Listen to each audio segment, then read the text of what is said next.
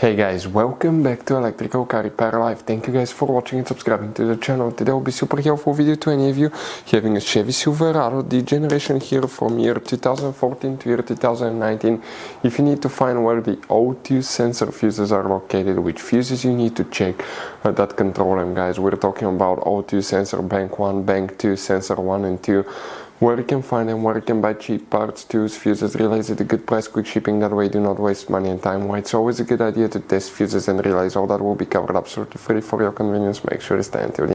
Before we start, let us tell you a little bit about us, guys. Every single car we get here at the garage, we try to make at least 200 to 300 free repair videos. We take them completely apart. We show you how to fix engines, transmissions, engine codes, engine lights, fuses, all that stuff, guys. Why we do all that? Because our mission in the shop is to save you guys as much money as we can. All we need in return, please subscribe to the channel, like the video.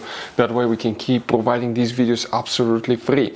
Now, guys, we have more than 14,000 free repair videos on our YouTube channels that can save you thousands of dollars in future repairs. So please check them out, and they can save you quite a bit of money now or in the future. So where you can guys expect to find the O2 sensor fuses? We will demonstrate on this Chevy Silverado here.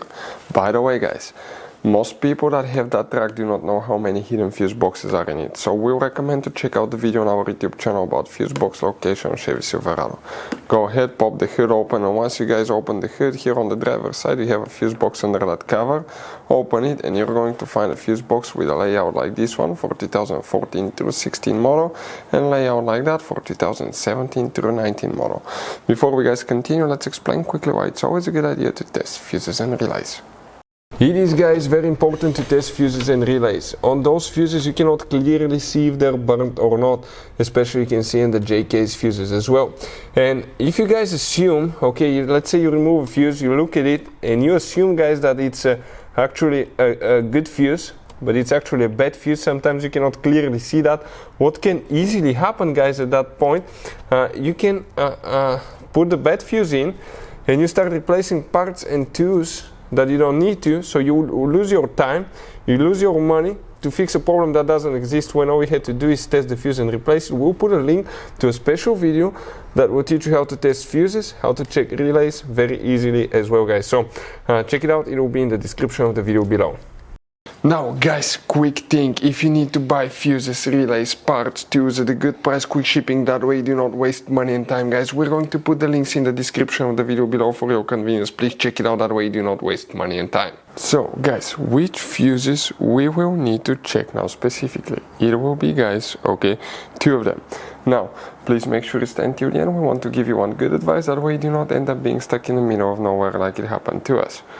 We'll demonstrate on 2014 through 16 model, and if we zoom in a little bit, we come on that section right here. You see these fuses, guys. The first fuse that you need to check is fuse number 46. We're talking about that fuse right here. And then you will need to check fuse number 50, which is that fuse there. Now, if you have 2017 to 2017 to 2019, 46 is at exact same location, and 50 will be right there as well. Hopefully, guys, the video will be helpful. Now, guys, you have all kind of different fuses and relays in that Chevy Silverado. You have different fuses, relays that could be really hard to find, especially if you're in the middle of nowhere. And one time we needed a replacement one, we couldn't get one, we were stuck in the middle of nowhere because of that. So what we do now, we always get some spare fuses, relays, keep them in the glove box for a peace of mind, guys. That way you do not get stuck in the middle of nowhere like it happened to us, guys. Hopefully the video will be helpful. Thank you guys for watching, and see you next time.